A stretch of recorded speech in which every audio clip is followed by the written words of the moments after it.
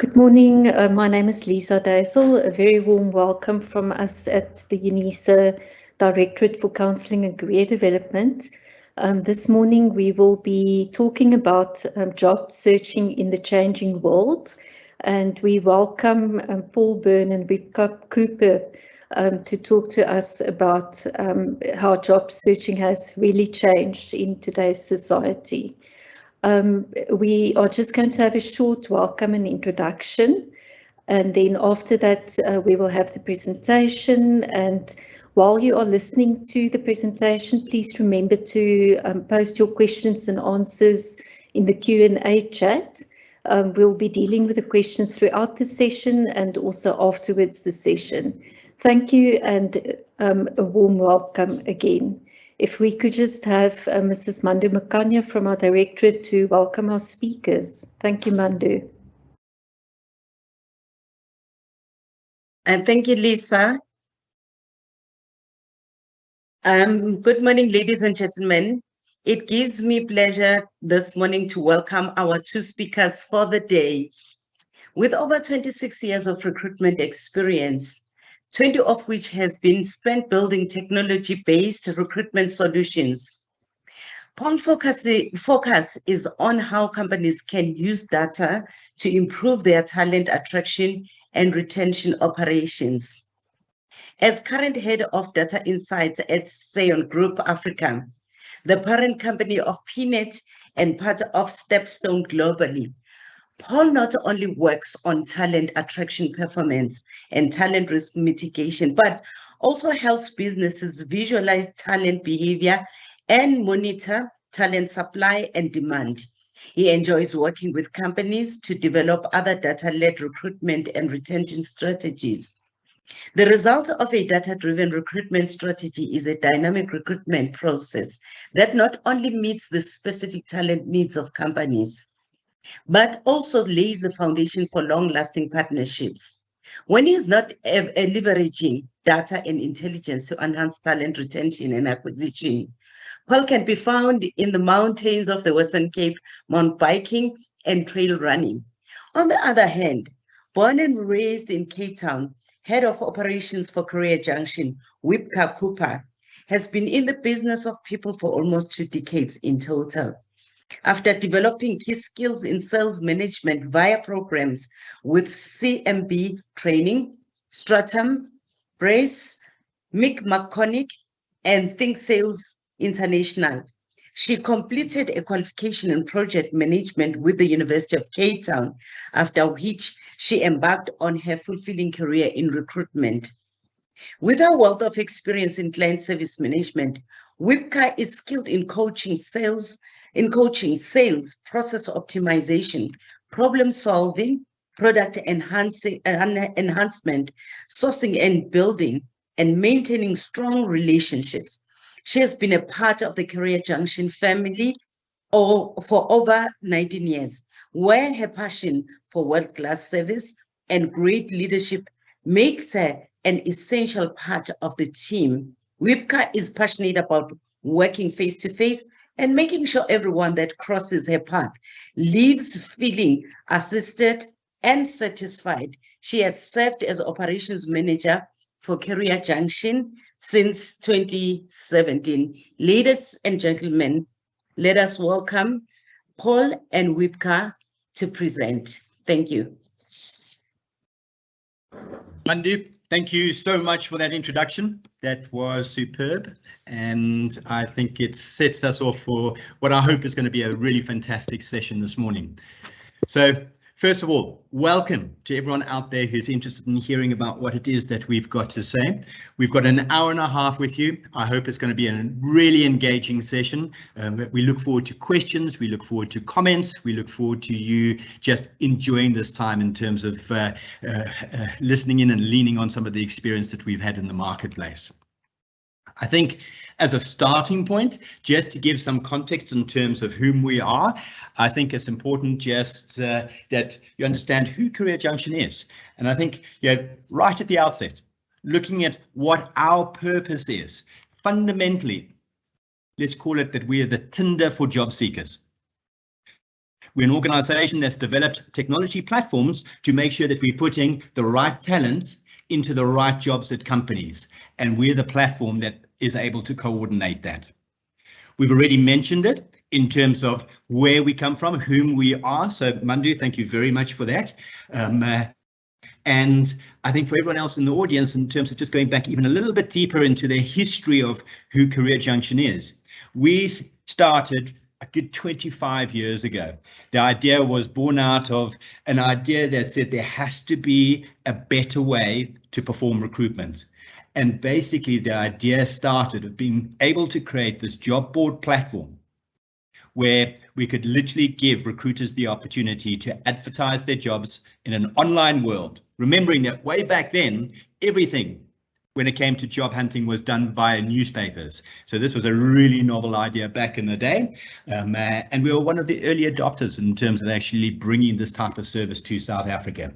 So it was a web-based facility, and boy, has it changed over the last 25 odd years in terms of just how smart the technology has become. And yeah, the idea is that basically we've got an opportunity to have anytime, anywhere access to online jobs using some of the best and easy to use search technology that, that is available anywhere.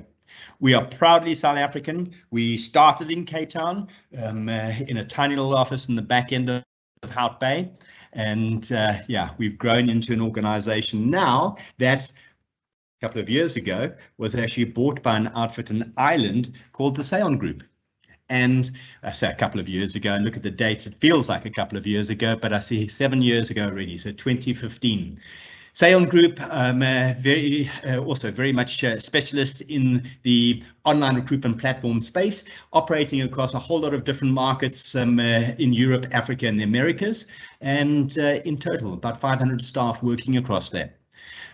What is really interesting, and I go back to my point about us being proudly South African, is that some of the CareerJunction technology that has been developed here in our country, here in South Africa, has now been implemented in some of the Saongroup job boards across in Ireland and in the South Americas. So I think it's something that we need to be extremely proud of here in South Africa in terms of what it is that we have been able to deliver. Saongroup in turn is owned by another organization called Stepstone. Stepstone is a brand that has been around pretty much as long as CareerJunction has been around. Basically they have taken on an approach to operate across the world, across the different brands that we have amongst our group.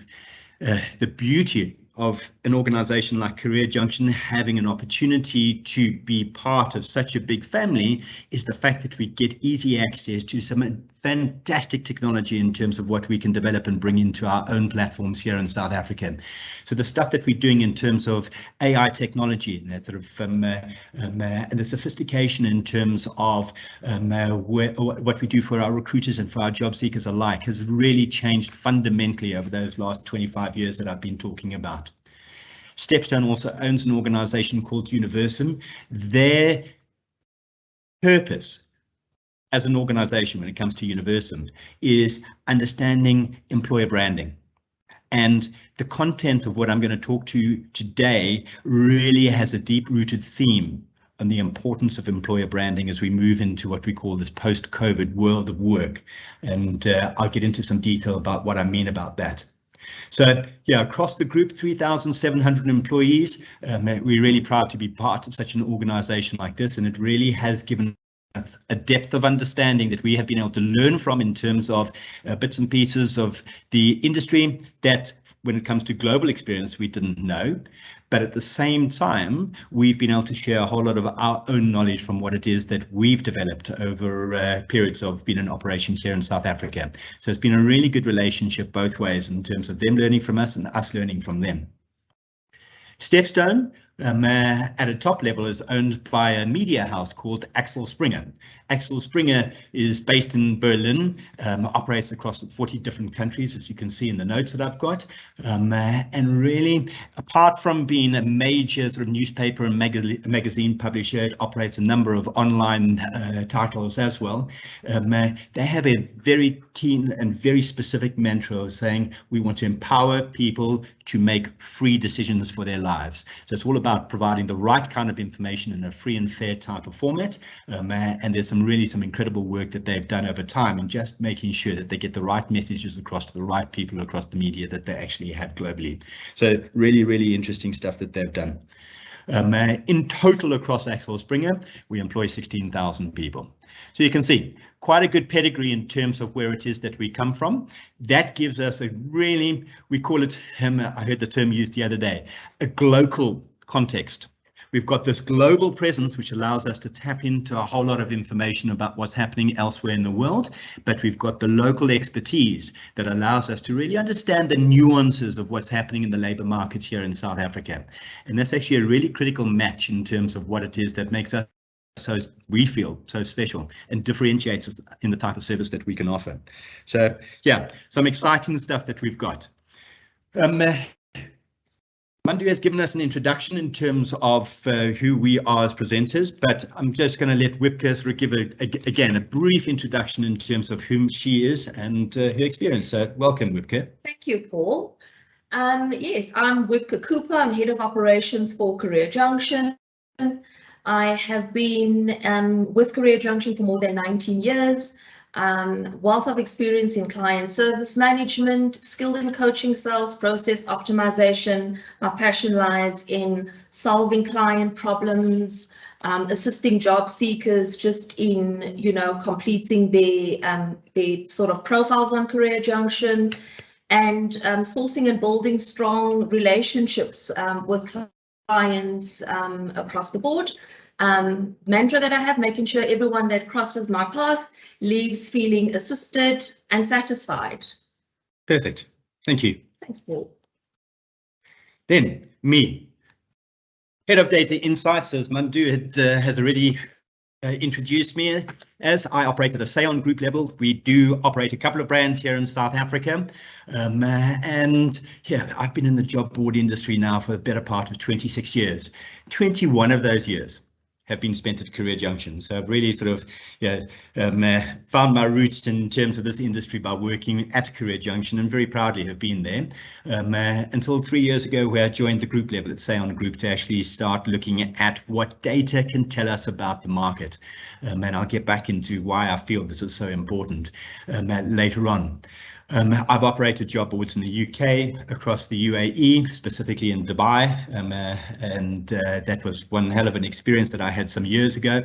And then yes, in South Africa, pretty much since 2001, I've been here at CareerJunction. My big mantra now is insights is the new frontier in talent attraction and retention. And insights, when I talk about that, I'm really trying to get into the detail of what the data that we can see both in our CV database data, as well as the job data that we've got advertised by our recruiters, tells us about what's actually happening in the recruitment market. Because with that kind of understanding, we've got an opportunity to understand things like supply and demand. What are the trends are? Where can we see specific talents in actual fact lives, for example? What is the segmentation of their talent in terms of not only location, but age group, gender, ethnicity, all that kind of information. And it starts to really build out quite an important picture for future recruiters that need to understand what access to future talent is going to be like. And I think it's such an exciting time of to be in recruitment, because never before have we had access to this kind of data. It's always just been either advertising an advert in the print publications, as I was talking about 20 odd years ago, or putting ads up on a portal like CareerJunction. So things have really changed now that we've got access to this data, and I think we're only just scratching the tip of the icebergs at the moment in terms of what it is that we can do and we can see with this information. But really, it is tremendously exciting. So yeah, that's a little bit about me. And then I think just in terms of, before we get into the crux of why we are here today, I just want to say to everyone, please, the importance of actually committing your time to a type of session like this is that it's a learning opportunity. So please be present. Please feel free to ask questions. Okay, I can't see questions, but Wiebka, you're going to be watching questions, as Lisa mentioned as well. We'll be taking questions after the session as well. And anything that we're not able to answer, if there is a question that we can't answer, then we'll certainly follow up after the session with feedback on that. So the way to get questions through to us is to type those questions in the Q&A box, which is available on Teams. And even as an introduction, I know what worked particularly well the other day when we were in a similar session is please just say hi, put your name in, just so we can get a sense of who's online and the possibility of future questions. So just a quick introduction to yourself, and I'll get things cracking. All right. Super. While you're doing that, I'm going to get straight into the crux of it. And I think the most important question that we get asked is, why are we, and why do we see ourselves as being so important to the progress of job seekers' careers? And the essence of this is CareerJunction is a marketplace. Our tools give you access to that job market and to quantify things. When we look at the details of the recruiters and the volumes of recruiters that we've got online and using us literally on a monthly basis, we've got over 3,500 different recruiters that use us primarily to make sure that they can source the right talent, looking for people that are going to be right for their organization. Generally speaking, on average, we've got about just over 100,000 jobs that are advertised across our platform every single year. It is very important that I make mention of the fact that through automation, and this is the progress of digitalization, we've been able to start understanding, again, utilizing artificial intelligence, utilizing some quite fancy algorithms on the back end of our systems, what you as a job seeker, what your preferences are when it comes to the types of jobs that you're looking for and what you're applying for. And based on that kind of information, we can be very specific in predicting what jobs we feel would suit that particular profile that you've created, and what we're learning about you as that job seeker. And what that does is it enables us to then automatically send out what we call job alerts.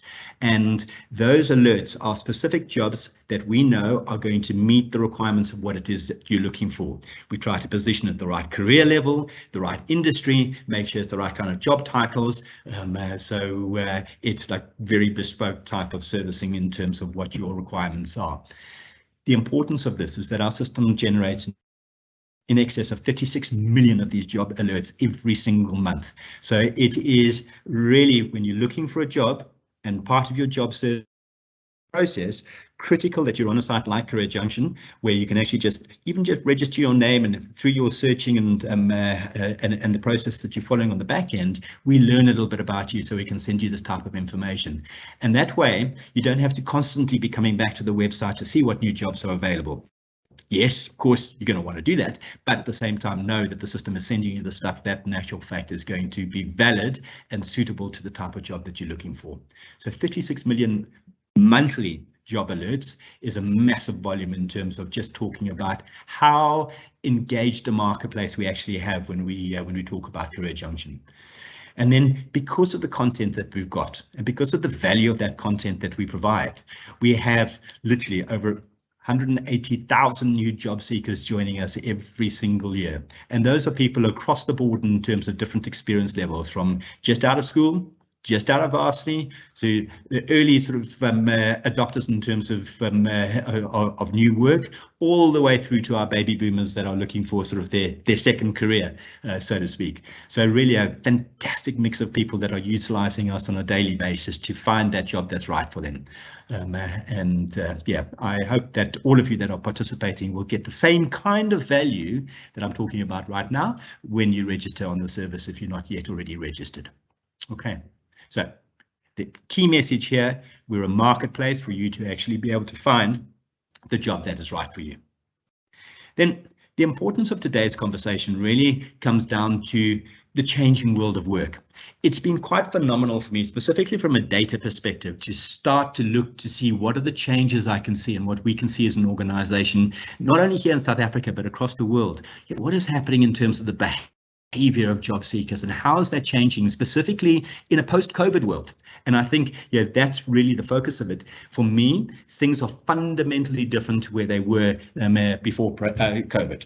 Yes, we paid lip service to a number of the things and the topics that I'll talk about today, but never before has this kind of stuff like employer branding been so very important in terms of our talent attraction conversations that we have. In terms of the local market, it's been really, really encouraging just to see how quickly hiring activity has increased post-COVID again. If I look at the last year, and the most recent data that we've got published is May of this year versus May of last year, we're 24% up in terms of hiring activity. In actual fact, if I go back to March, and just thinking back in my memory here, March we were 38% up when I'm looking at March 2022 compared to March 2021. But also incredibly interesting was that we were 18% up in March 2022 on March 2020, which is the last period that we consider sort of the pre-COVID time. And that shows that there's more hiring activity now than there was even before COVID. And I don't think that's unusual. I think that's been driven by what I've got up on screen, that return of employer confidence. I think many businesses feel that they've lost out on so much opportunity in terms of just not being able to initiate the projects that they wanted to have on the go in sort of the 2020, 2021 years. So there's been this massive loss of business, and organizations really need to accelerate where they want to get to in order to be able to recover from some of those losses. And we're definitely seeing that come through in the job ad numbers. I was really interested to see recently when Stats SA, through their quarterly labour force survey, released stats saying that employment was 0.8 of a percentage, unemployment was 0.8% of a percentage point down, specifically when comparing the last quarter of last year to the first quarter of this year. It's not a big number, but it's the first time that we've actually seen the unemployment rate drop in a while. So I think quite encouraging, and speaks again to that increase in employment activity. How that translates in terms of different age groups of people has been really interesting as well. And I think positive, and I don't know sort of the combined age and average age of everyone that's on this call at the moment, but if I'm sort of looking at the age groups of the 15 to 34-year-old bracket, both of those are showing significant improvements in the unemployment rate. So unemployment down 2.6% in terms of the 15 to 24-year-old bracket, and the 25 to 34-year-old bracket 1.4 of a percentage point down. So really encouraging to actually see those numbers drop amongst the likes of a lot of you that I think are on this call right now. It's been interesting for me also just in terms of analysing some of the data that we've got, just to see what the age of candidates are that are leaving their jobs. And very interesting is this 25 to 34-year-old group here. 46% of those people that we've got registered in our database within that age group have actually been active on the job market. I don't think that's unusual, and I'll get back to that in a couple of slides' time, but really interesting to actually see that level of movement of people coming up and looking at what's important in their career and making some really important career-changing decisions at a time when, I think it's important to be able to do that. And again, I'll get into a little bit more detail about that. Whilst I'm thinking of it, though, I do remember doing a presentation a few years ago where in that I mentioned that it was very likely in our new world of work, and this is now pre-COVID that I said this, there were likely to be, well, let me put this a different way, people in that age group of 25 years to 34 years were likely to change careers at least 6 times before the age of 35. Okay, and I re-emphasize, I said the word careers, not jobs. It's commonplace to change jobs, and specifically quite frequently when you're getting a workplace for the first time. But to change careers so many times before 35 has previously been unheard of. And I do predict that this is going to be something that we're going to see more and more of as we see a change in demand and the type of skills that are going to be necessary to succeed in the future world of work. So yeah, nothing surprising there. but really interesting to actually see that kind of stats starting to come through. In terms of the occupations where we're seeing the major increases, this is what we're seeing across the CareerJunction website. Specifically, what I'm looking at over here is where we were at in the last quarter of last year. Okay, and that's what you're seeing in the red graphs. Then the first quarter of this year is the average that we actually had picked up in terms of the volumes, and already you can see how, I think, in every single column almost, we saw that growth. And then April and May of this year, we had this massive spike in terms of demand again, and it was across these different sectors. So the largest growth areas, in other words, those that were showing more than 17% growth, covered these particular job sectors. So admin, office and support, warehouse and logistics. No surprises there in terms of this whole economy that we've gone into, and this delivery economy that we seem to be in. I mean, I'm amazed by how many Take-A-Lot and what's the ASAP and the 6060 motorbikes are driving around every day at the moment. That really has just exploded onto the market in terms of the new way that we consume products. Finance has shown some massive growth again. Manufacturing across the board, we're seeing it in a number of different reports that we're reading here in South Africa, from Stats SA to some of the economists to indeed what we're seeing in our own data. Manufacturing and assembly is growing rapidly at the moment. It's one of the fastest growing sectors in the job market, which is really, really encouraging to see. Cleaning, maintenance and repair. I think so much repair and maintenance has not been done over the last 2 years, so no big surprises in terms of what's actually happening there. And architecture, engineering, I think, just from a sort of infrastructure rebuild perspective, there's a lot of work that's actually happening, and it's so encouraging to see the amount of development that's actually happening again. And I think that's exactly what we really need to see, sort of that redevelopment happening to kickstart the economy. So good stuff to see, but there is one important part that's actually missing from there, okay, and that is IT. Where is IT? And Wiebka is telling me that I've got some questions, but I'll come back to those in a moment. Where is IT? IT remains the top performing employer sector. There's no doubt about it. The demand that we're seeing across the board here is just exceptional. It's accelerated beyond what we ever would have expected, and I think a lot of us have read about just how quickly we've all adapted and adopted IT, new devices, the new way of work in terms of whether it's Teams meetings, Zoom meetings, whatever the case may be. So there's demand for IT skills has come up in just about every single customer conversation that we have, and it goes across the board, across industries. It doesn't matter if it's banking, it doesn't matter if it's finance, it doesn't matter if it's engineering, manufacturing, whatever. We know we need more IT skills.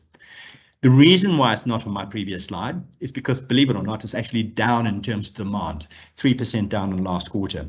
And in actual fact, that's 3% down in the previous quarter as well. So we saw massive acceleration last year through 2021 as companies grappled to actually make sure that they got this talent in place. And now there's been the slight decline, but don't read anything negative into that. It still remains the top performing employment sector across the board. And I think for a good time still, it's going to be. Specifically, it's one of our critical skills. And recently at the Davos 2022 conference, which was held, when was it? I think it was it April, May this year? It must have been May this year. The Capgemini CEO had to say what I've got up on the screen right now. And I think it's such a poignant point. Yeah, when you talk about electric vehicles, he says, that's digital. When we talk about energy transition, we are in digital. When we talk about moving to a sustainable economy, all of this is driven by digitalization. And the main point that he then made was that as we're moving to a digital economy, and because that's one of the future drivers of economic growth, if we don't have enough skills, what we are doing is slowing down the transition.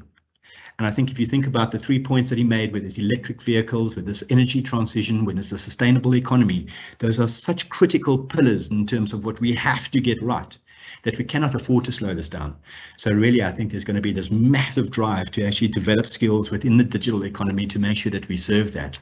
And I think the important thing here for me as well is if we look at what the most wanted future skills are, and again, this comes out of the 2020 World Economic Forum jobs report. Okay, they're saying by 2025, these are going to be the most important skills. And the ones that I've underlined here are all skills that I feel are related to the IT industry. And of course, yes, across other industries as well. But I just want to re-emphasize the point in terms of how important digitalization is becoming in our world economy. All right, but look at this, most wanted future skills, analytical thinking and innovation. If we're looking at the underlined ones, complex problem solving, critical thinking, creativity, originality, you have to build a good website to actually get digitalization working, to improve processes, automate processes. You've got to have that creativity. You've got to have that initiative. Okay, technology use, monitoring, control speaks to the entire, for argument's sake, e-economy. Yeah, how do we make sure distribution is working correctly, for example? Yeah, technology design. Yeah, that whole user interface of how we as humans engage with the devices we're utilizing, that's becoming critically important. And companies that don't get that right won't survive. So it's really important that the right skill is put into place on that. Reasoning, problem solving, and ideation. Yet the future world of work is going to require so much problem solving. And it's a massive opportunity, and I think really exciting. And then I think the ones, if I look at that I haven't underlined, active learning and learning strategies. One thing I have absolutely no doubt about is that we've moved from the age-old sort of way of the baby boomers, and maybe a lot of people within the X generation have thought in the past, and that is that, you know what, I got my degree when I left school. I'm now on my solid sort of foundation of my career, and I don't have to continue and worry too much about my ongoing education. Boy, that is changing. And that is changing rapidly now. You know, we now know that in order to stay relevant in the job market, you have to be on the train of ongoing education. If you're not, you're going to be missing out. And specifically, it's because careers are changing so quickly. Leadership and social influence, massively important now as well. Yeah, the world is short of good leaders, business worlds, political worlds. The whole place, wherever we live, we are short of really good leadership. So I think we need to devise better ways to train leadership into the future and make sure that those that are leading can be socially influential, because that's going to be very important to our future sustainable economies as well. Resilience, stress tolerance, flexibility, key. I think flexibility is, we've certainly over the last 2 years have seen just how important that is, as we've actually very quickly adapted to change. Emotional intelligence, critical in the workplace, critical in our personal lives. We need to actually develop sort of more about how we actually coach an emotional intelligence. Okay, that type of attribute is going to be so important going forwards. All right. Paul, just a few questions that I can see in the Q&A chat at the moment. Thank you so much for introducing yourselves to us this morning. Quite a bit of people, just graduates, wanting to know how they get out into the job markets. We have some engineering students wanting to know where and how they kickstart their career, Paul. We've got 1 or 2 law students looking at entry-level opportunities within the markets. We've got some accounting students, and then we've got someone feeling a little bit discouraged because they are obviously searching and they never seem to meet the minimum requirements in terms of applying for jobs. And what else do we have? Yeah, we've got job seekers just really seeking some tips and advice from us in terms of how they put their best foot forward in actually securing an opportunity out there in the markets. Perfect. So we've got some sort of delegates attending this morning from different sectors. Super. Hoping that you're able to just cover some of that morning for them as well. Perfect. 2 things. Some of you may have attended the session that Michelle Dobson delivered. When was it last? was it Thursday, I think. I know that recording is up on YouTube. Lisa, maybe we can just sort of refresh everyone, and I'm sure you will, in terms of where that type of video is going to be available. That kind of YouTube video will be available later on, because this presentation also will be available up there. But just answering, sort of getting those tips in terms of how about getting along, getting ahead in terms of that job search, how to interview, how to look for the right type of job, I think is covered very well in that particular session as well. We will obviously also talk about how to search and how to set up things and the importance of getting the data right now. I suppose the most important point that I think of at the top of my mind right now is making sure that we get your personal branding right.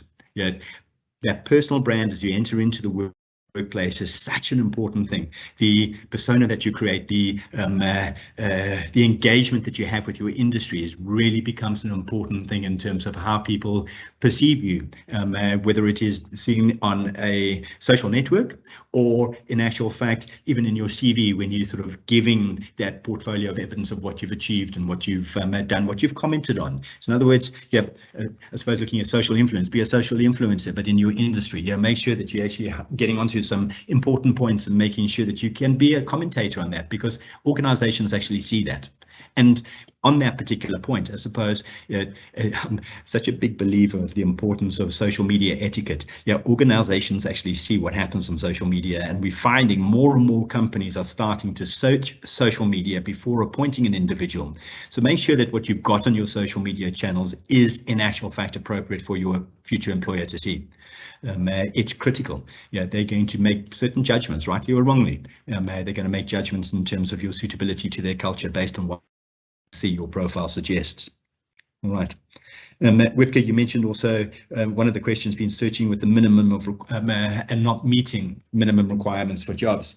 That's such an interesting one, because we do sit in a situation here in South Africa, driven probably by our very high level of unemployment, that there are a lot of chance takers out in the job market. In other words, people that are actually completely wrongly suited for a particular job, trying to apply for jobs. And it's a massive frustration for recruiters, because it just creates a noise of applications. And literally, if we take what the average applications per job rate is at the moment, we're probably sitting at about 117 applications per job ad that a recruiter will get. That's the average. Sometimes in certain jobs, we can be running into the thousands of applications.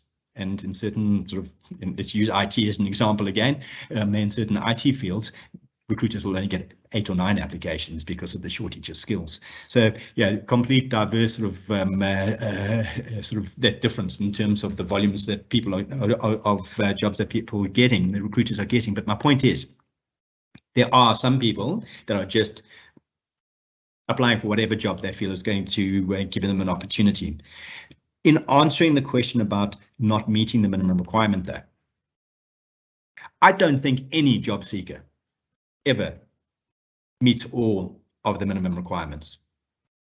We discussed it in Michelle's session on Thursday, where we said, in actual fact, the recruiter is likely to put out a job spec that they believe is going to be, as she put it, I think, the unicorn.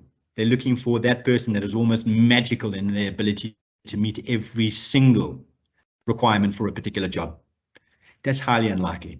And anyone that could actually do that and joins an organization to take on that role is probably then not going to grow in their career, because they can do everything again. There's no opportunity for career growth. And I'm going to talk about the importance of career growth in a moment. But my point then really on that question comes back down to saying, sometimes you don't have to have all of the minimum requirements. I look at from a data perspective and measure for companies how many of their applications are better than the 60% match. Okay, a lot of recruiters will be looking to a 75% match in terms of the people that they're considering. So yes, of course, there'll be some basic fundamental requirements in terms of maybe the career history that you've had, or the type of qualification that you've got behind you now, that would get you the foot in the door. But meeting every single requirement, highly unlikely. And I think that's where the importance of actually being able to create that personal brand comes to the fore. And when you're interviewing for jobs, making sure that your attitude is shown to be correct, because there are a lot of organizations that are starting to think very differently about how they recruit. And I've heard it mentioned in a number of meetings at quite high levels recently, where people are saying they're recruiting more for attitude than actual qualification, which is quite an unusual statement, because in years gone by, your big organizations were saying, unless you have a degree, don't even bother applying.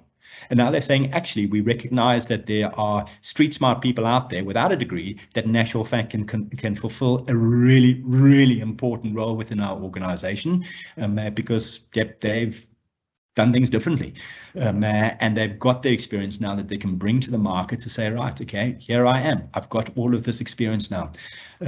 And that's where organizations are saying attitude really does matter now. Yeah, I think also just to emphasize to the graduate, to the delegates that we have in the session this morning as well, CareerJunction being the trusted brand in South Africa, you can also go to our website and search for graduate positions. There are tons of graduate opportunities available that we will follow through on in slides as we go along in this morning sessions.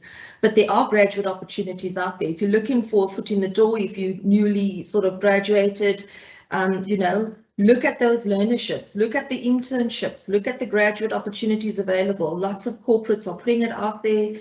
Apply for that to at least just gain a little bit of experience within your field of expertise, and grow from that. It's a great opportunity for you to at least start your career starting on some sort of footing within the markets. 100% right. 100% right.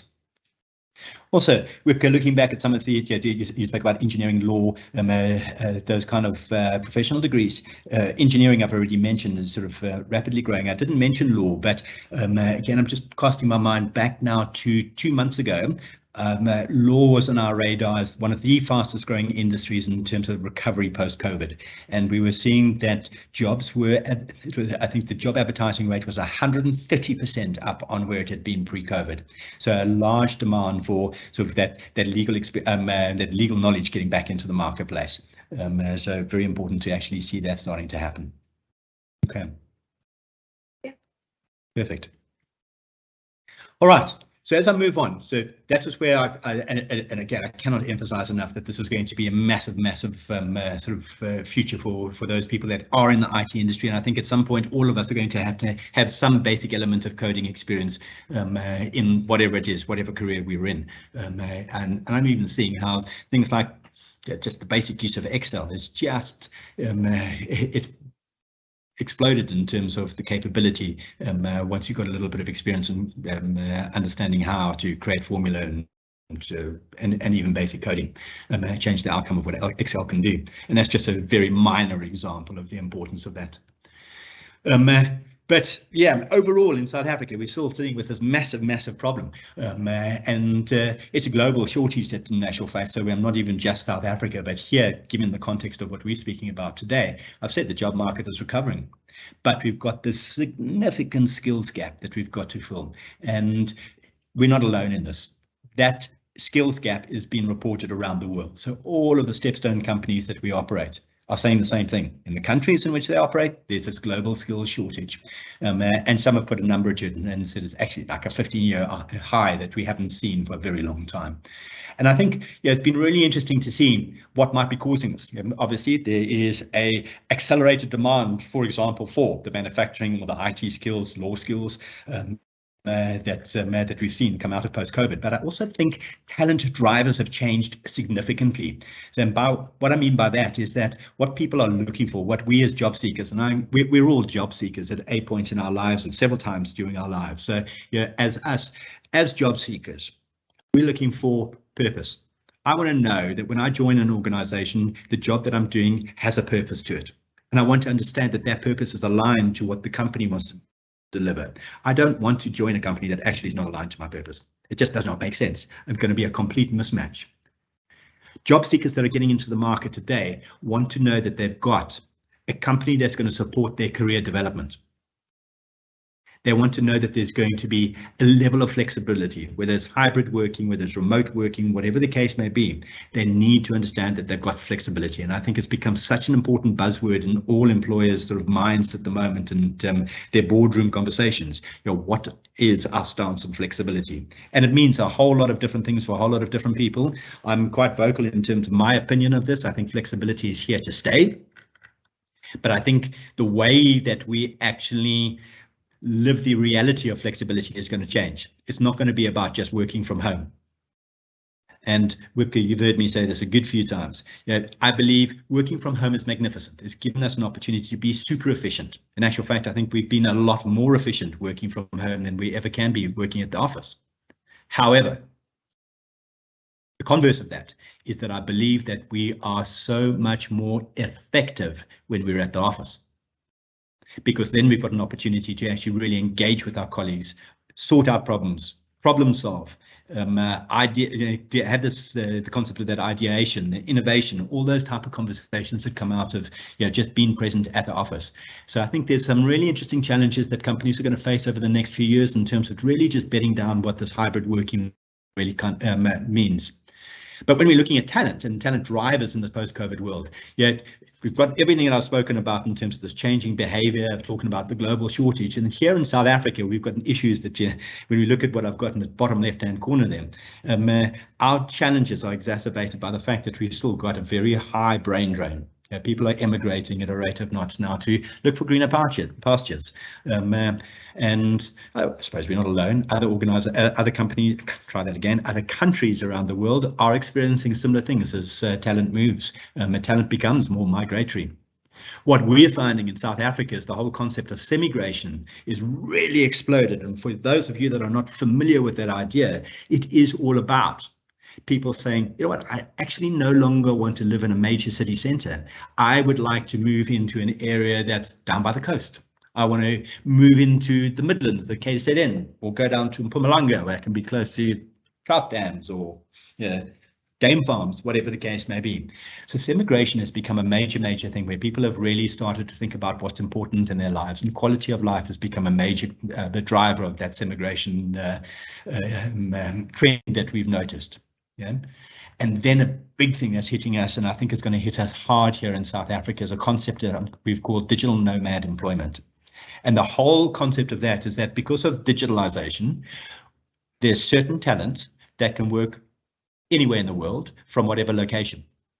So the opportunity here is that we've got companies from overseas that are targeting our local talent to stay local. In other words, stay in South Africa, but work for an organization that's based somewhere else, whether it be in the EU, in the UK, the US, doesn't matter.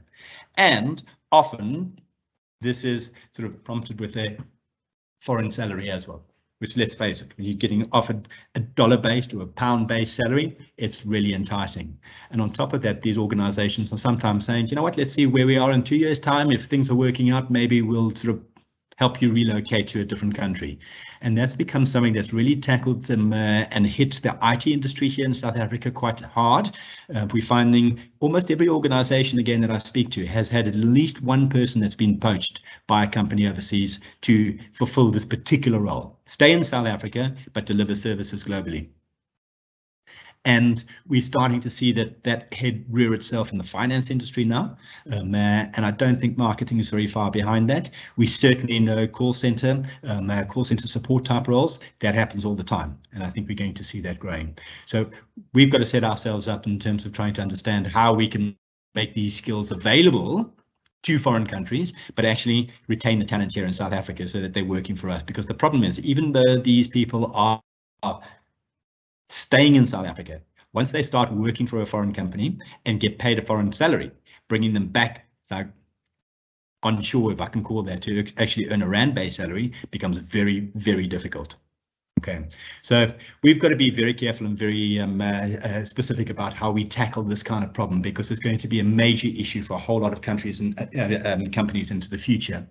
And along with this, we've got the whole concept that a lot of you might have heard about, which is the Great Resignation, or as other people are calling it, the Great Evaluation, the Great Recalibration. There's so many different terms that have been put to this nowadays. But yeah, I suppose the key thing here, and it goes back to what I was talking about in terms of semigration, people saying, I want to decide and make the choice that I've got a different quality of life. Things are going to be more important for me in certain in a different location. I want to be able to go and walk on the mountain, for example. And the key thing that's coming here is that talent, in some cases, it's wanting more. Yeah, in some cases, we're wanting less. And in some cases, we're just wanting something that's different. And it's got some really interesting stats coming up on the next slide to show just how much of an impact wanting something different is actually happening in the workforce. So I suppose really the key thing here is that you guys, as you enter the job market, are coming in at a really exciting time, because there's a shift in the balance of power, if I can put it that way, in terms of it's no longer an employer's market. It's a talent-driven market. Employers need to fight for our skills. They need to market and sell to us why, in actual fact, as an organization, they are the right organization for us to join. So it's a very different sort of mindset to what I potentially grew up with, where it was all about the employer market, and I was looking for to join an employer because that's what was done in those particular days. But that's changed. So very, very exciting to actually have that happening now. And I suppose the overriding theme here comes back to what I spoke about earlier about the importance of employee value proposition, that EVP. It now matters more than ever that companies get their image right. What do they stand for?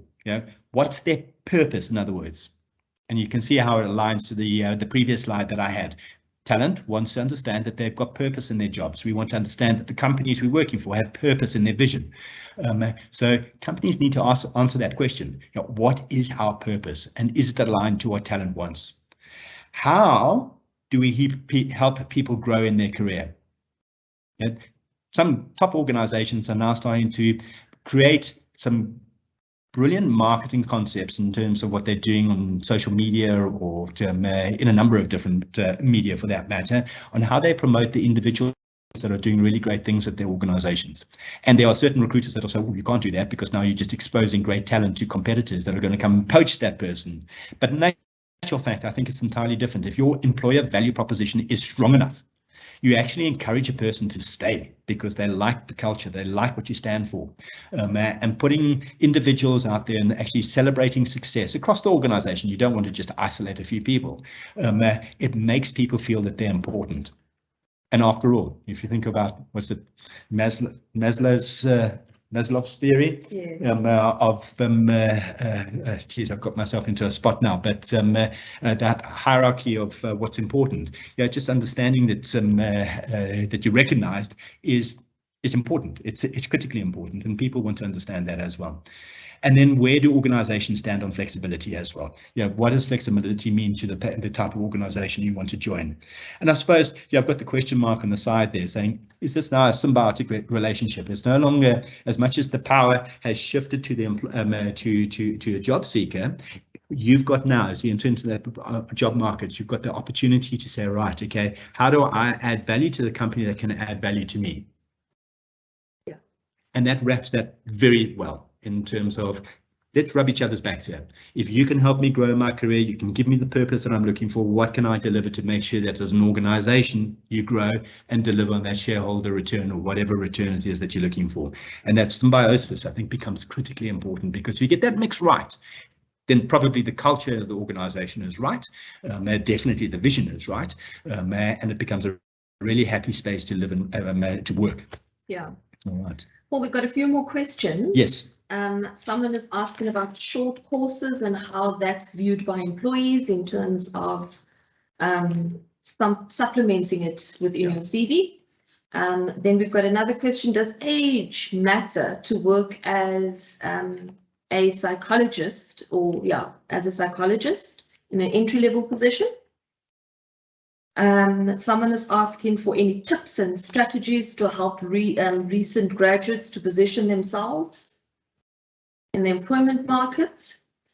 And then Vanessa is asking a question around, will the fact that I have 20 years experience in banking count for something when applying for jobs in my new career path. Doing a degree in business informatics with absolutely no experience in this field. Fabulous. So Vanessa is in, by the sounds of it, Vanessa's in a sort of different field within her career. Yeah. But obviously as a result of her doing business informatics, she's wanting to know if it will count for anything. 100%. I think the fact that Vanessa is starting with that question, getting into informatics, I think that's a very, very sought after skill right now. So building your capability in that, I think, is definitely a way forward. I'm doing that myself. It's critically important that we actually build on those skills. And the fact that you've got 20 years in banking, I think that just it gives you the business experience to understand what's important in terms of what it is that you need to be looking at. I think you'll have a perfect mix there.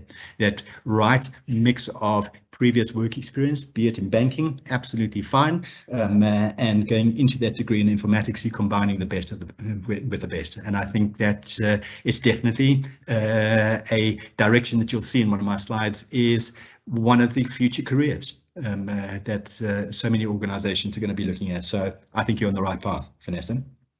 In terms of short courses, what is an employer's view of a short course?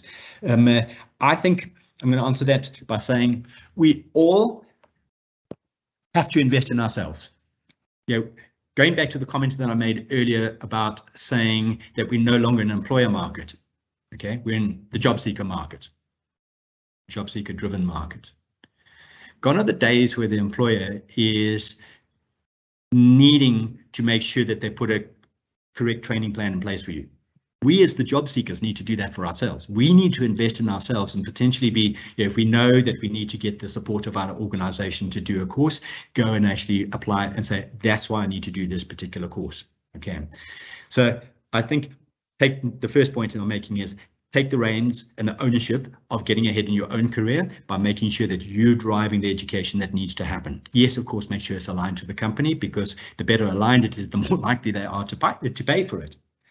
On the short courses side, let's talk, there's formal training, where you're going through sort of the longer courses, your degrees, your diplomas, your postgrads, whatever the case may be, and some of the important sort of more formal training courses that an employer will put in place. Absolutely fantastic. Grab those when you can.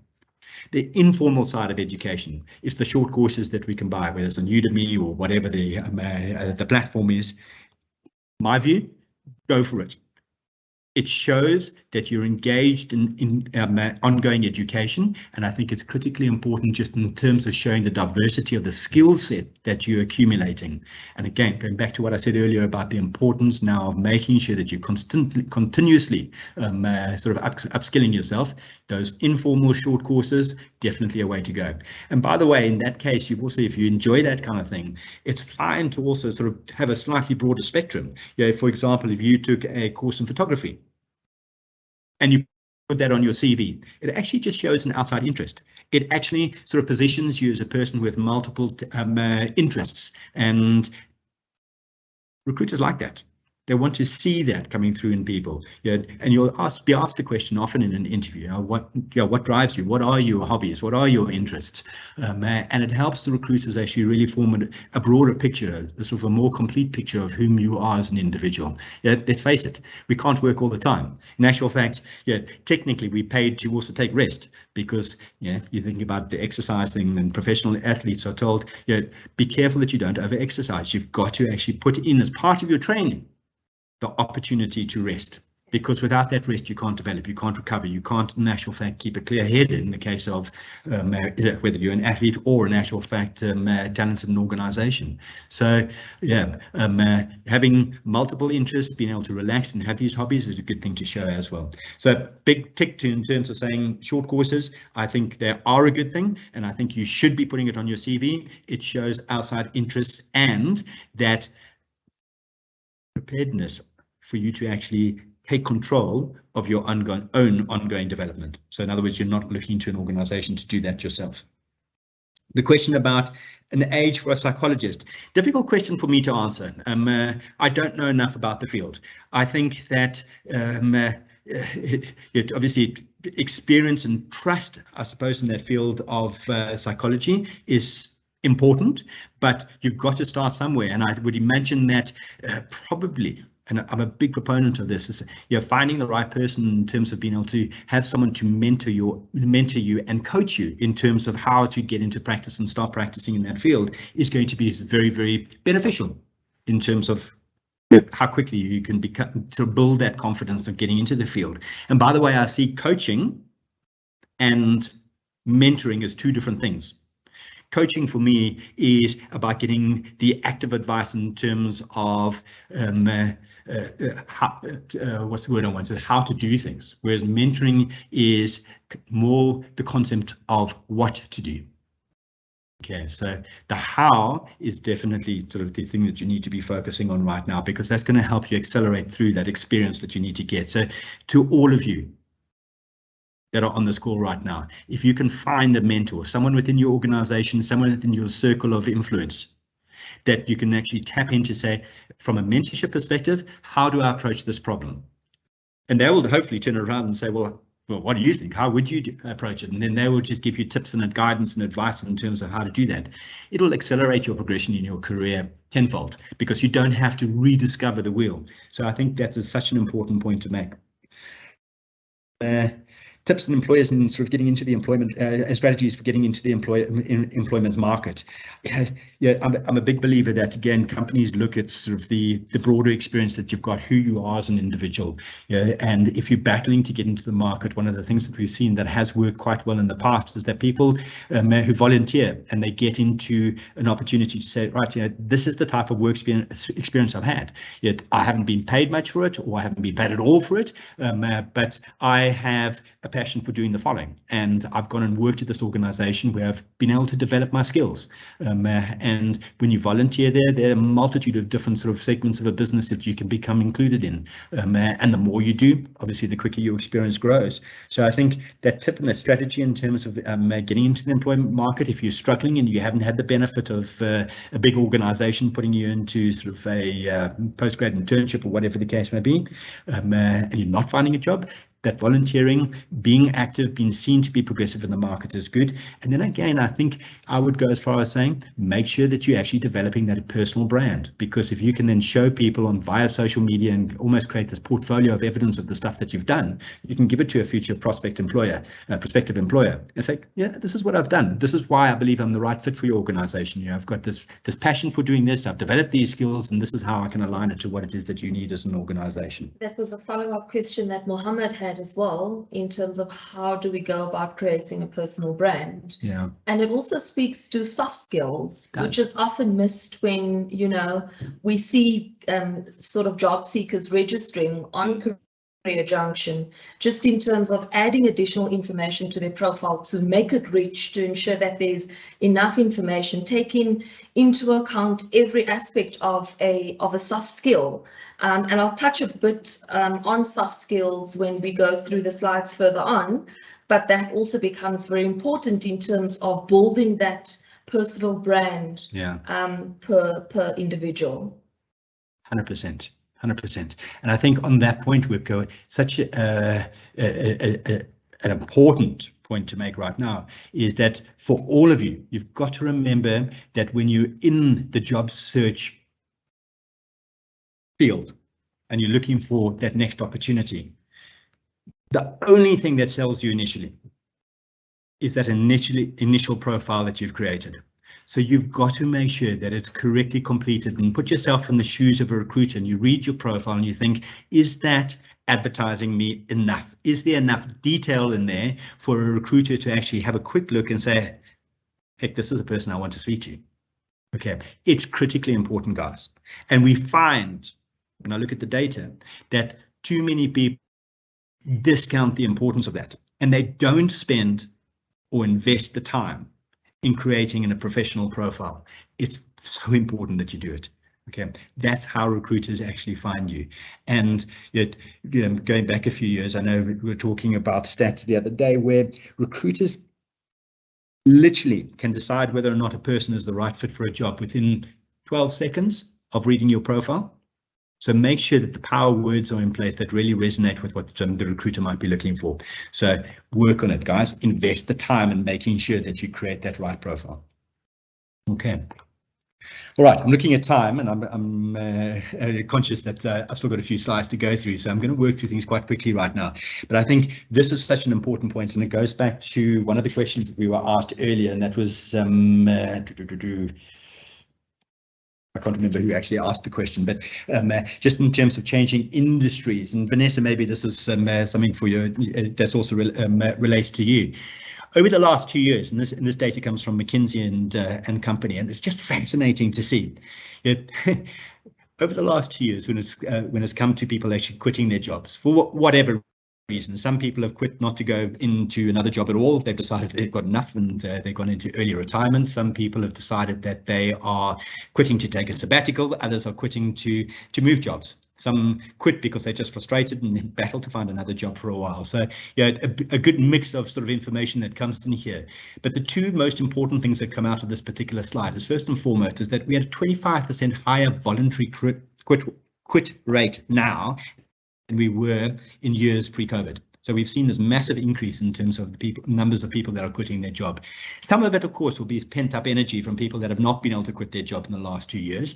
But the fascinating thing for me is that we're looking at this number here, the 65% of people that then quit and returned into the job market did not return to the same industry. So Vanessa, specific to your question, leaving banking, going into informatics. Yeah. Brilliant example of that. So only 35% of people are taking a job in the same industry right now.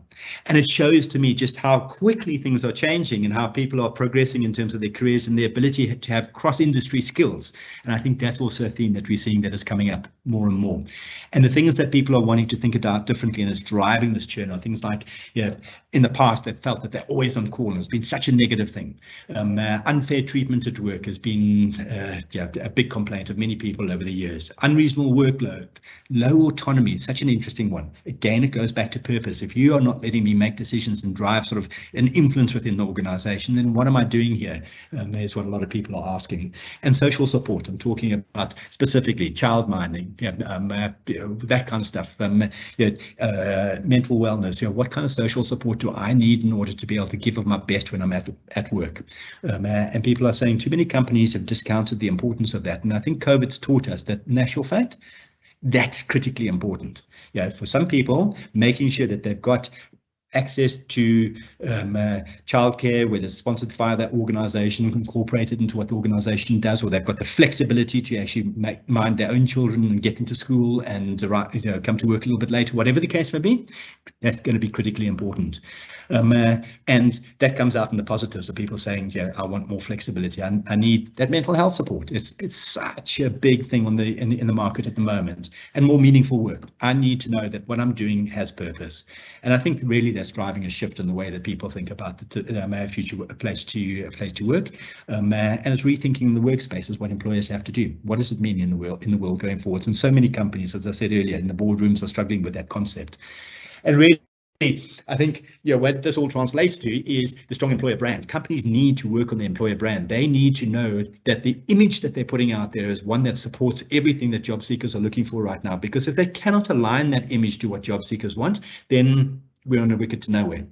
Okay, so companies are going to have to work harder and harder and harder at making sure that they're on this right-hand side of job seekers saying, of course I've heard of you. Actually, I've really heard good things about you and I want to work for you. Here's my CV. And here's what I can do for you. And I suppose as job seekers on that point, we have to be able to sell ourselves as much as an organization is selling themselves to us. Okay.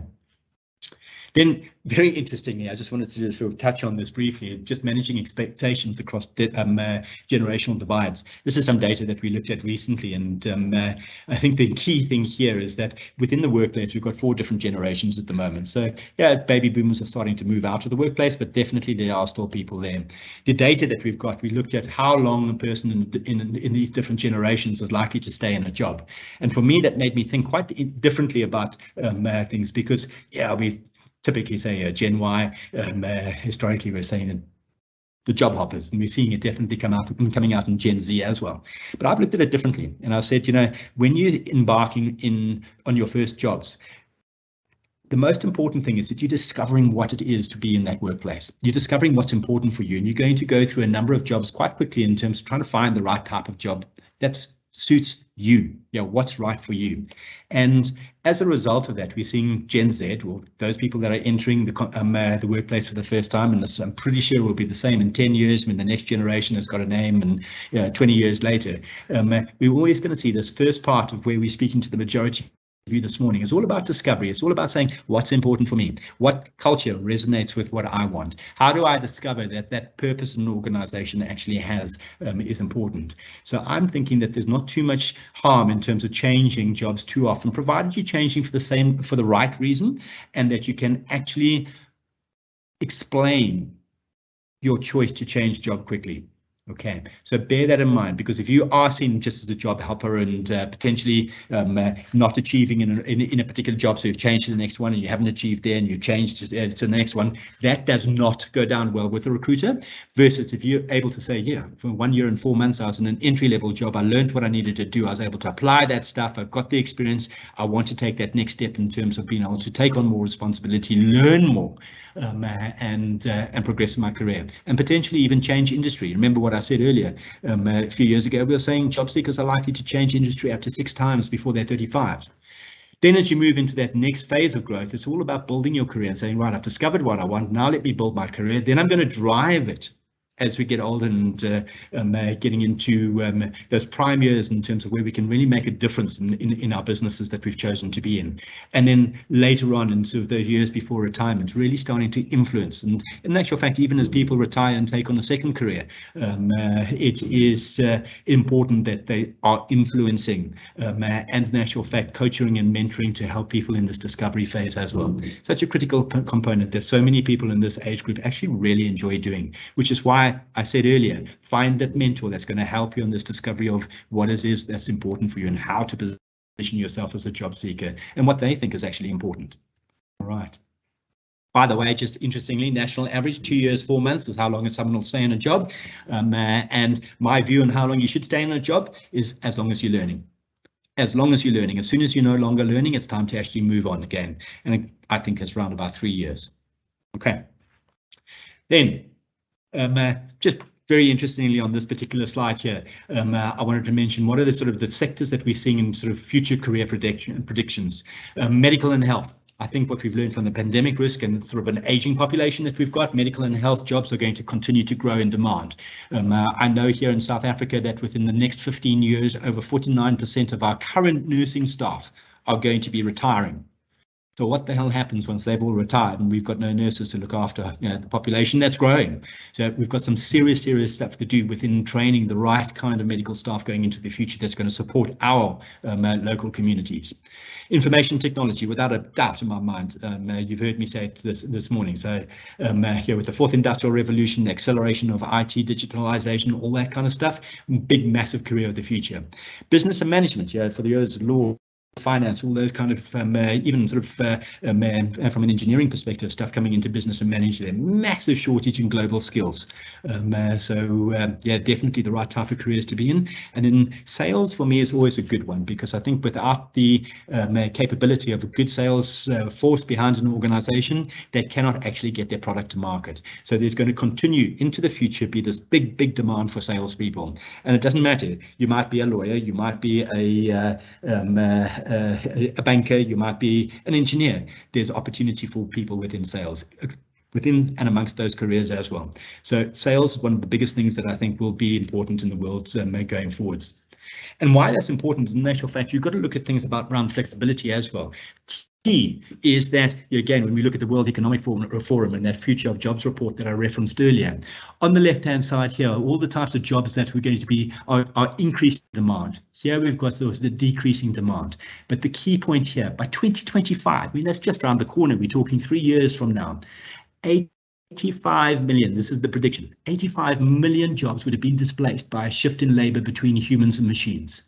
Okay, so we're going to see less jobs in this particular space because machines are doing those jobs. Automation is actually happening.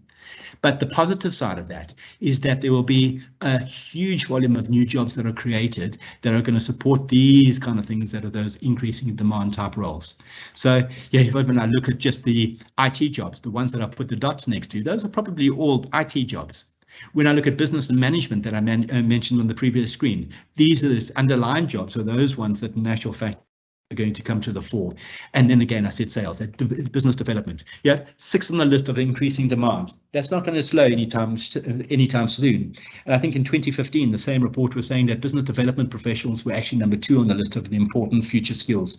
So that's going to be critical for people getting ahead in the place to work. So a good mix of stuff that's actually coming down the line, whatever industry you're in.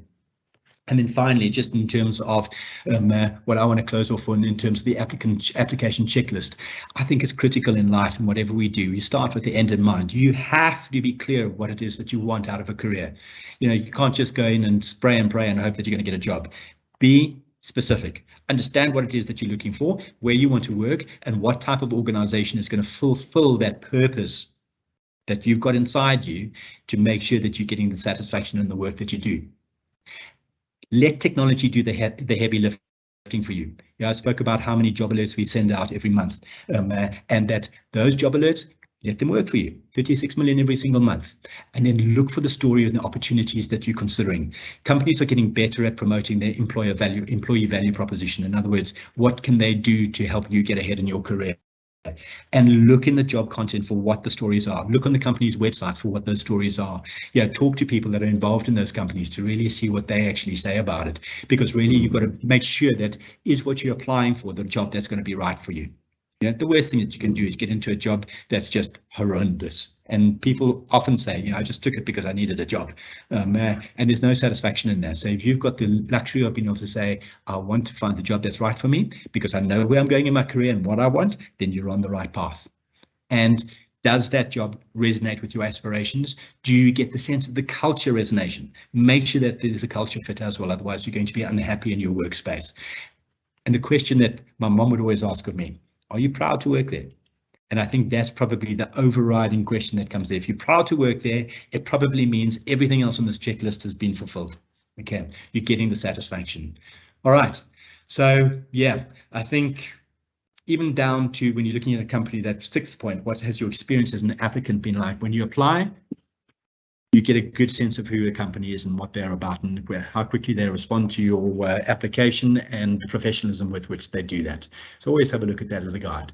But this job application checklist, I think the most important thing, be clear on what you want and make sure that you would be proud to work there. All right.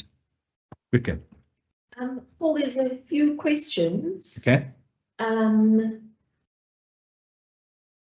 Someone was asking, how does LinkedIn fit in with my job search? How do I choose on which platform to spend my time? Then there's another question from Shahida. Completed a BCom marketing management last year, but struggling to find work within the field of study because she has less than 2 years work experience. How does she enter into the field with no experience, as most companies are always looking for people with vast experience? Then we have advice you would give someone who's had a profile on your platform, but it has not been effective. Tips to improve. I think I'll cover that in a few minutes. Yeah. If time allows us. Yeah. And then are there platforms where we can evaluate employer brands? Mm-hmm. Certainly.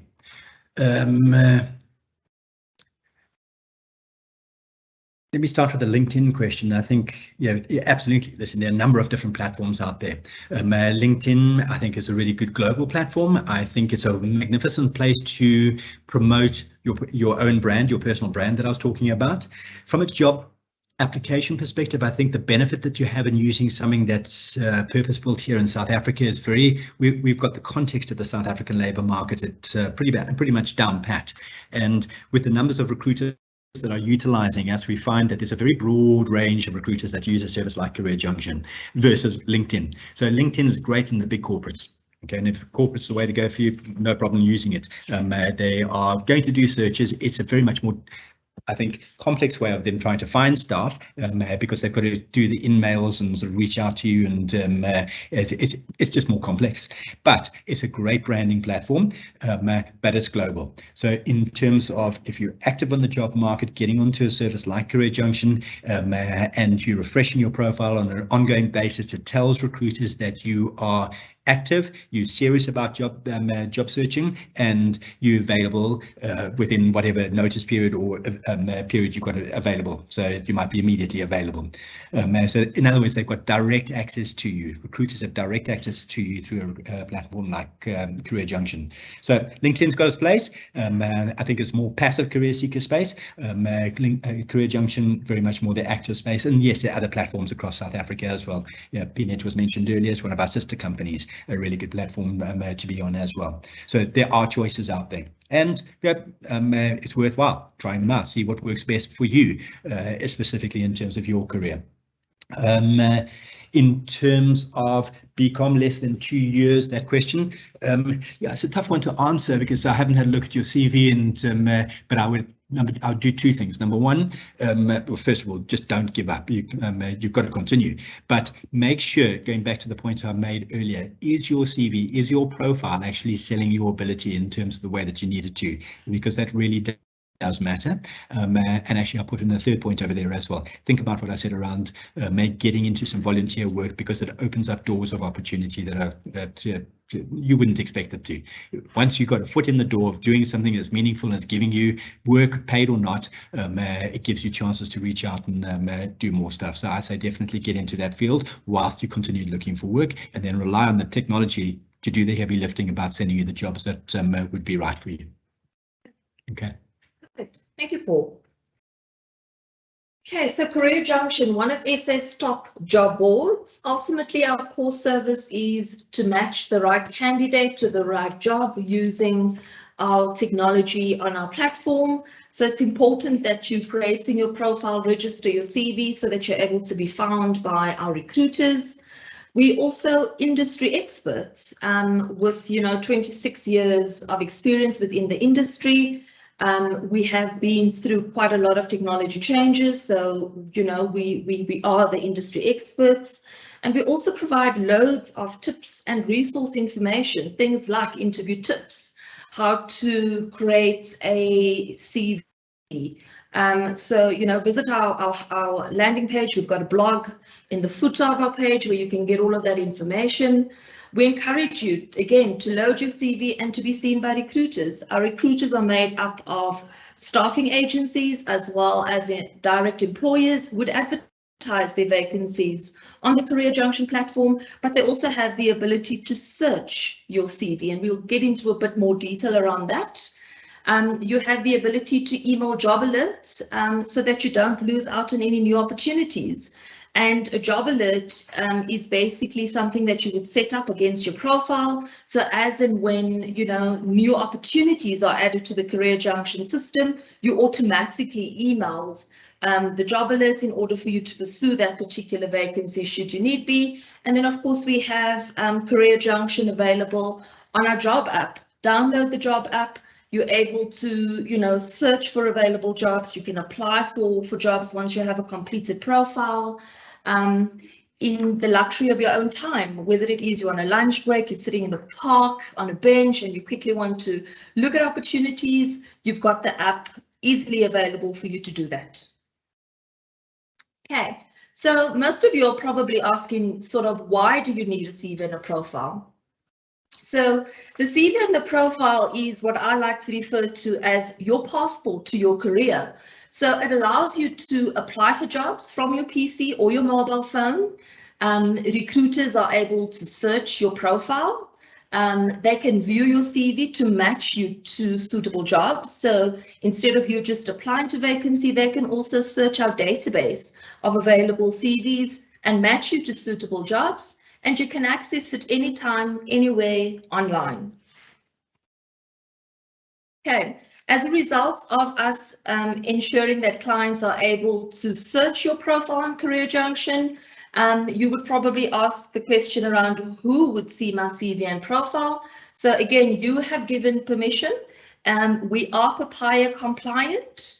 And I'll just go into the details around that. So this is just a snippet from a profile that I've had. Again, just showing you the communication platform. We give all the control back to you as the job seeker to manage that. You can enable whatever communication you want to receive. You can enable notifications. But besides that, you have the power to say who you want to give access to actually view your profile. So the visibility of your profile we also give back to you. So you've got the option of allowing staffing agencies as well as direct employers to be able to search your profile. Or if you prefer dealing with just agencies, then you can enable agencies to see your profile on its own.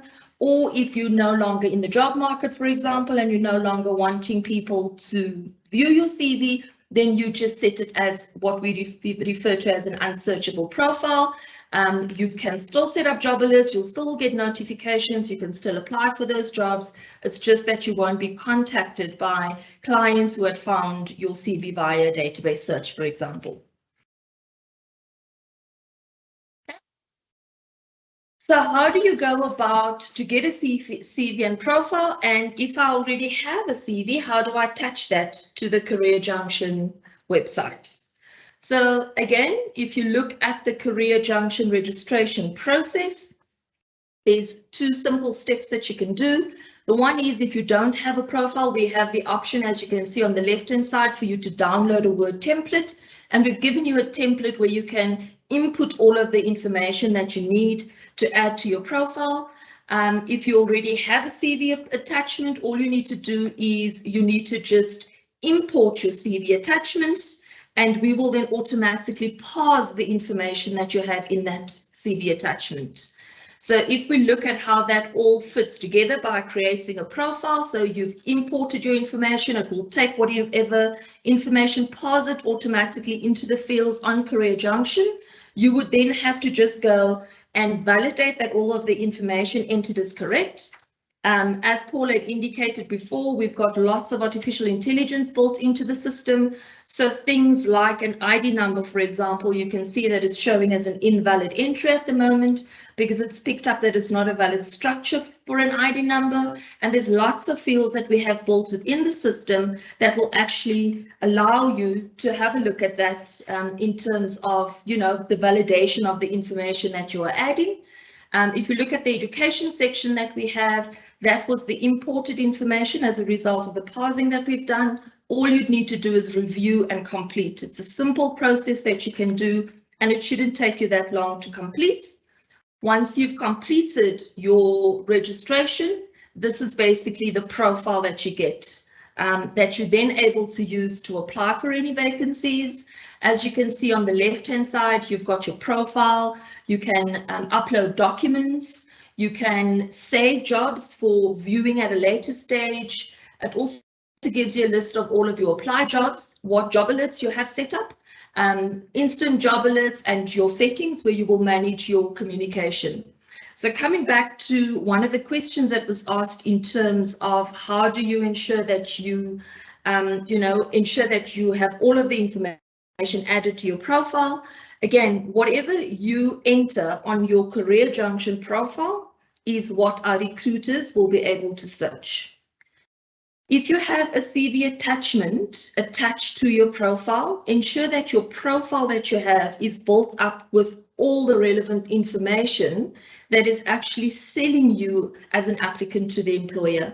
Keeping in mind that you don't have the opportunity when they are searching or even looking at your CV from a job application response handling side for them to actually speak to you just yet. So they're reading your CV, and what they're reading, that's what the decision they're going to make on whether or not you're suitable for the position or not.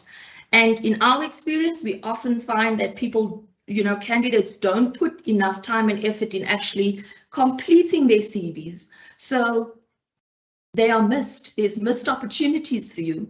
Also ensure that you look at things like spelling, because spelling becomes very important as part of a soft skill. If you're in marketing, that's one of the things that a marketing manager or head of marketing would look for example, when they are reading your CV. Make sure that the grammar the spelling, that there's no errors on your CV. Ensure that you are adding as much information as you possibly can.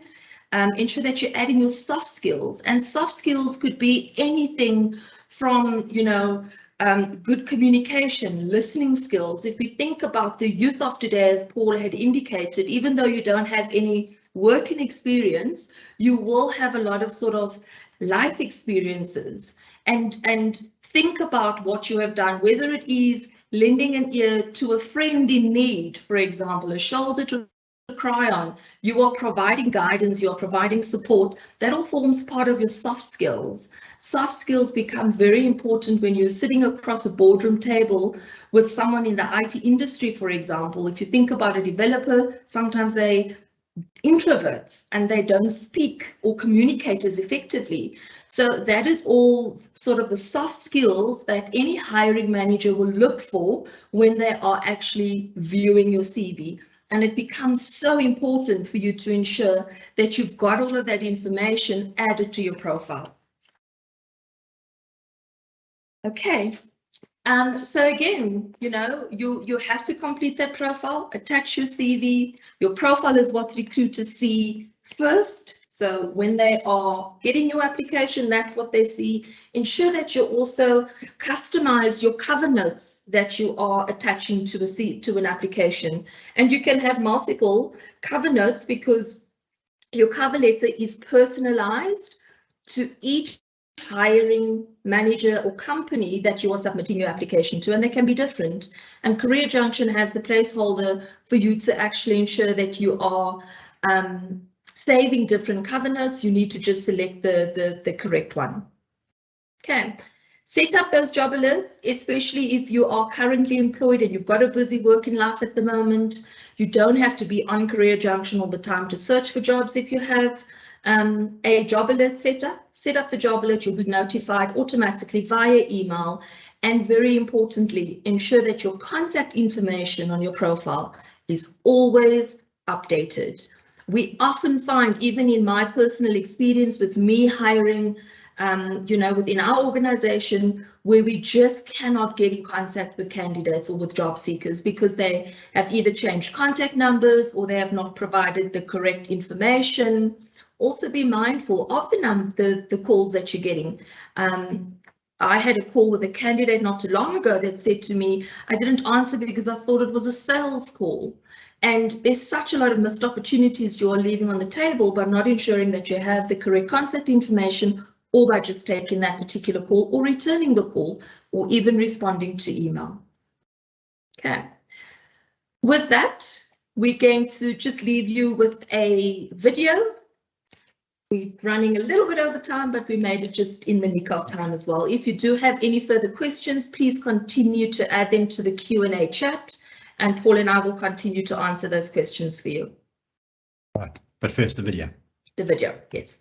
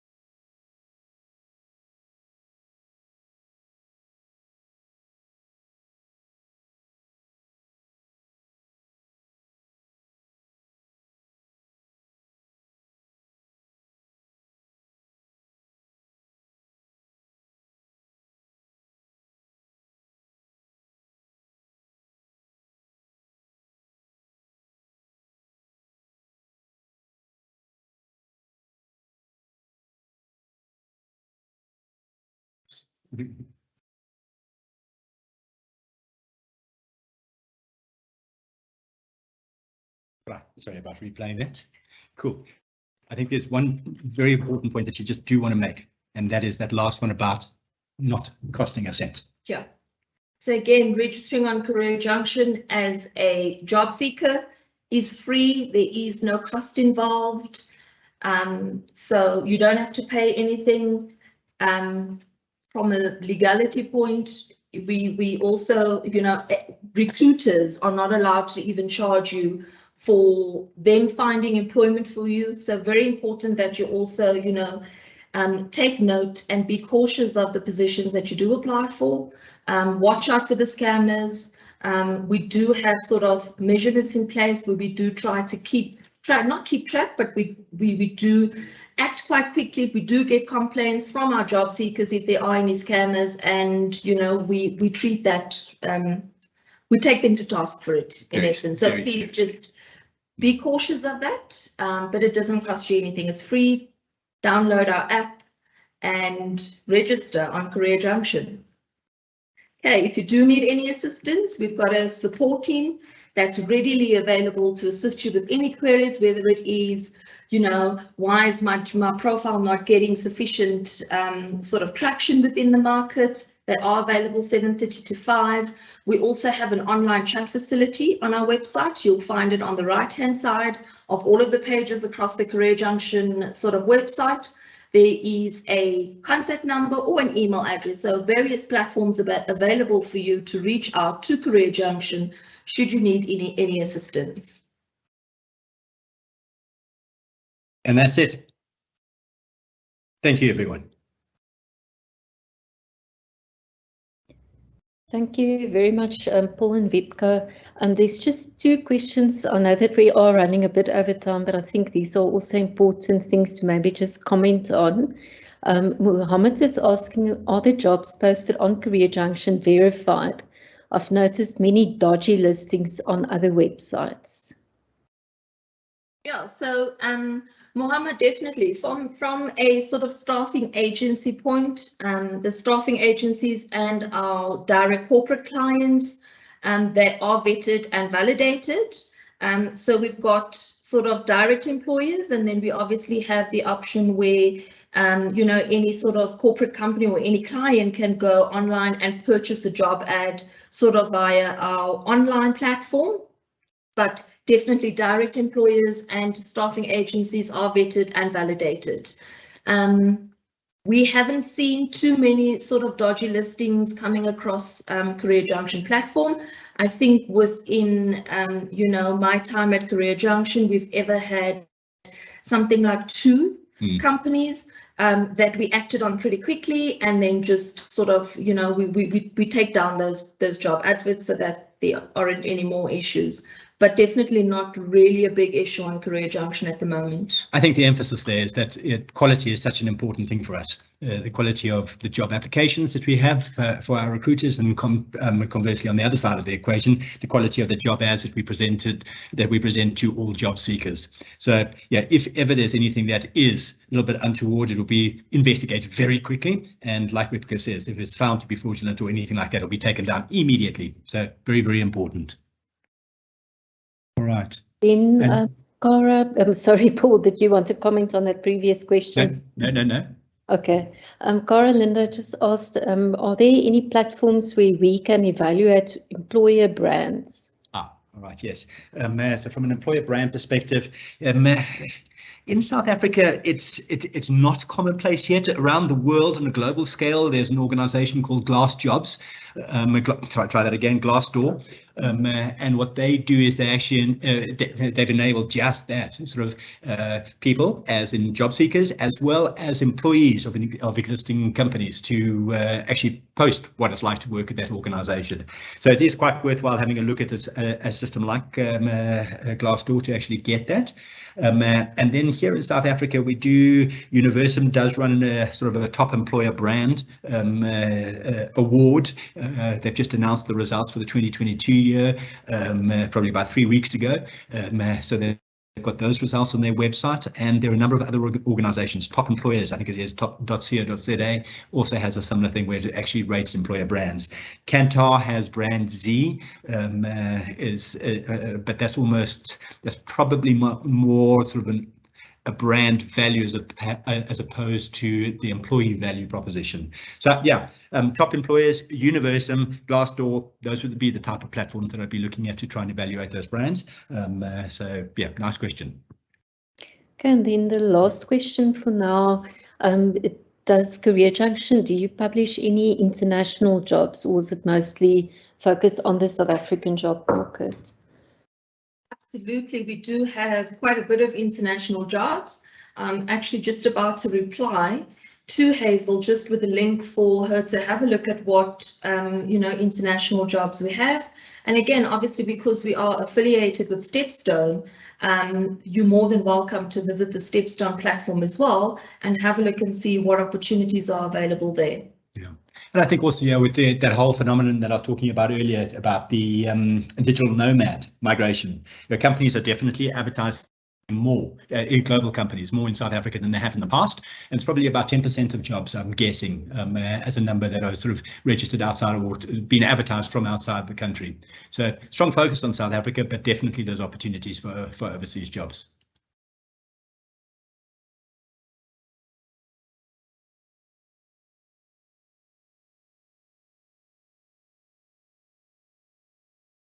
Right. Any other questions? Okay, thank you, Paul and Wiebka. From my side, I really appreciated the insights that you shared with us regarding the growth industries and the future skills. There's so much data that we as job seekers can actually access to help us make decisions. And also just by you highlighting the importance to build your personal brand, to stand out, and also very much the importance of lifelong learning. So thank you very much for that. I'm just going to hand over to one of my colleagues to give you a thank you, and then also a final word from our director, Dr. Jack Mashapata. Thank you, Becky. Thank you very much, Lisa. Good day, everyone. As Lisa indicated, my name is Begi Mzobe. I'm also from the Directorate of Counseling and Career Development. Mine is to pass a vote of thanks to our guest speakers today. On behalf of my colleagues, I wish to express our sincere thanks to Paul and Wiebka for gracing our program today and sharing with us your insight on today's topic. I felt that your presentation was insightful, it was informative and interactive. You interacted with our students by reading their comments and responding to them. You helped our students to understand who CareerJunction is, the role of CareerJunction in the job market, and also to know that if they need assistance regarding issues pertaining job search, they can also contact you. You also gave us a clear picture of how our job market doing and operating in South Africa. So I want to conclude that your presentation was a great benefit to our students. Once again, thank you so much, Paul. Thank you so much, Wiebka. Absolute pleasure, Becky. Thank you very much. You're welcome. Thank you so much for having us. Thank you, Becky. And Dr. Mashapata?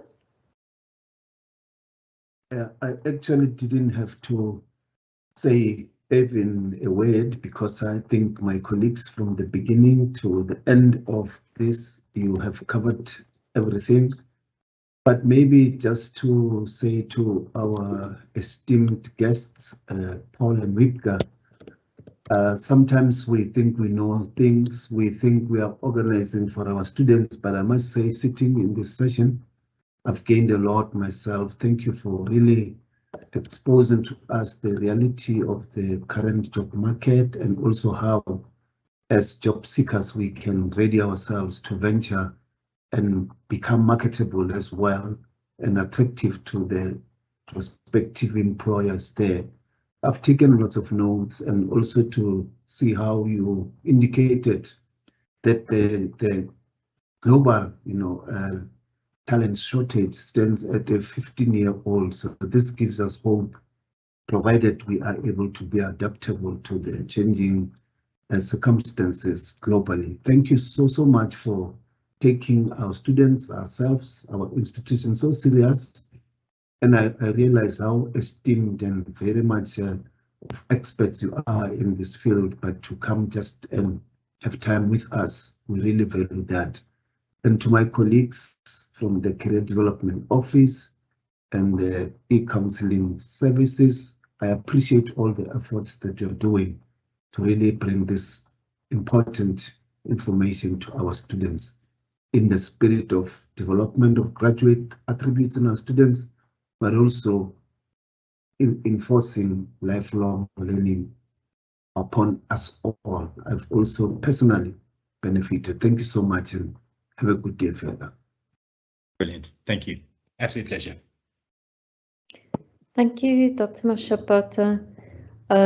So just from our side, I just want to remind those of you who may not know, on Thursday, the 21st, there will be a next session in the series of career events we are organizing. So we will be talking about addressing job search fatigue. So please just visit my UNISA to go and get the link for the event. And thank you again to all of those who made the time to attend. And I've posted a link to our YouTube channel where you will be able to view a recording of this session. Again, thank you very much to my colleagues as well as Paul and Wiebka. And I hope all of you have a great day further. Thank you.